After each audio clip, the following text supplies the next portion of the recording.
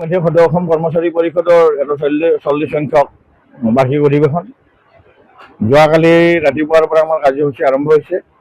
আজি ৰাতিপুৱা আমাৰ সদৌ অসম কৰ্মচাৰী পৰিষদৰ পতাকা উত্তোলনৰ কাৰ্যসূচীৰে আৰম্ভ কৰি স্মৃতি তৰ্পণ, তাৰপিছত আমাৰ মুকলি সভা আৰম্ভ হৈছে। আৰু এই মুকলি সভাত আমাৰ মুখ্যমন্ত্ৰী মহোদয়ৰ বিশেষ প্ৰতিনিধি হিচাপে আমাৰ কেন্দ্ৰীয় মন্ত্ৰী পবিত্ৰ মাৰ্ঘেৰিটা ডাঙৰীয়া আমাৰ সভাত উপস্থিত আছিল। তেখেতে বিভিন্ন দিশ কৰ্মচাৰী সমাজৰ লগত জড়িত এইবিলাক তেখেতে বক্তব্য ৰাখিছে। আমি খুব আনন্দ পাইছোঁ, তেখেতলৈ আমি শ্ৰদ্ধা নিবেদিছোঁ, আন্তৰিকতা প্ৰকাশ কৰিছোঁ।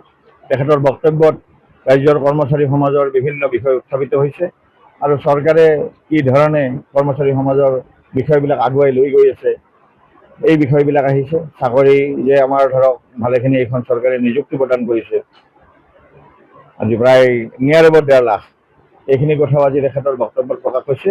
আমাৰ সদৌ অসম কৰ্মচাৰী পৰিষদৰ তৰফৰ পৰাও ৰাজ্যৰ এই প্ৰচণ্ড নিবনুৱা সমস্যাক আমাৰ ৰাজ্য চৰকাৰখনে সমাধানৰ পথলৈ লৈ যাব বিচৰা বিষয়টোত আমি যথেষ্ট আনন্দ পাইছোঁ আৰু ভৱিষ্যতেও ধাৰাবাহিকভাৱে এনেধৰণৰ নিযুক্তি প্ৰক্ৰিয়া চলি থাকক। আৰু এই মুকলি সভাতে আমাৰ কৰ্মচাৰী পৰিষদৰো বিভিন্ন বিষয়, যেনে ধৰক আমাৰ সমাধান নোহোৱা যথেষ্ট বিষয় জড়িত হৈ আছে, যেনে NPS UPS বিষয় আছে। আমি সিদ্ধান্ত আমাৰ গধূলি মিটিঙত হৈ যাব। তাৰমানে আমাৰ মুকলি আমাৰ প্ৰতিনিধি সভাৰ দ্বিতীয় বৈঠক আছে। কিন্তু আমাৰ যোৱাকালি এই বিষয়সমূহৰ ওপৰত স্পষ্ট এটা ধাৰণা হৈছে, প্ৰতিনিধি সমাজে আমাৰ দিবলৈ সক্ষম হৈছে যে সকলো প্ৰতিনিধিয়েই একমুখে OPSৰ বিকল্প অইন ব্যৱস্থা বুলি হ'ব নোৱাৰে, এই কথাটোত এটা সিদ্ধান্তত আহিছে। 8ম দৰমহা আয়োগৰ প্ৰতিবেদন ইতিমধ্যে কেন্দ্ৰীয় চৰকাৰে আয়োগ গঠন কৰিছে। আমাৰ ৰাজ্য চৰকাৰে 8ম দৰমহা আয়োগ গঠন কৰিব লাগে আৰু 1 জানুৱাৰীৰ পৰা ইয়াক কাৰ্যকৰী 1 জানুৱাৰী 26 এই তাৰিখটোৰ পৰা কাৰ্যকৰী কৰাৰ লগতে কেন্দ্ৰীয় চৰকাৰে যি ধৰণে ইয়াক প্ৰদান কৰে সেই একে ব্যৱস্থাৰে আমাৰ চৰকাৰৰ কৰ্মচাৰী সমাজৰ বেতন প্ৰদান কৰিব লাগে।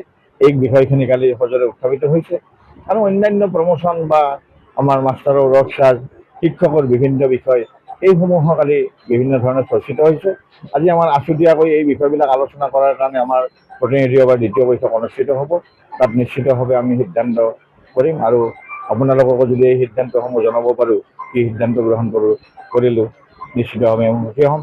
আৰু অহাকালিলৈকে, যোৱাকালিৰ পৰা আজি অহাকালিলৈকে এই 3 দিনে আজি যোৰহাট জিলা কৰ্মচাৰী পৰিষদৰ আতিথ্যত অবিভক্ত শিৱসাগৰ জিলা কৰ্মচাৰী পৰিষদসমূহৰ সহযোগত যি অধিৱেশন আজিৰ তাৰিখলৈকে চলি আছে, অহাকালিলৈকে চলিব, এই অধিৱেশনত আপোনাৰ খবৰ ঠিক আজিৰ লেখীয়াকৈ অহাকালিও আপোনালোকৰ এই সহায় সহযোগিতা আমি নিশ্চিতভাৱে কামনা কৰিম। এইখিনি আৰু যিকোনো খবৰৰ বাবে যোগাযোগ কৰক আমাৰ এই নম্বৰত 9181 307 221।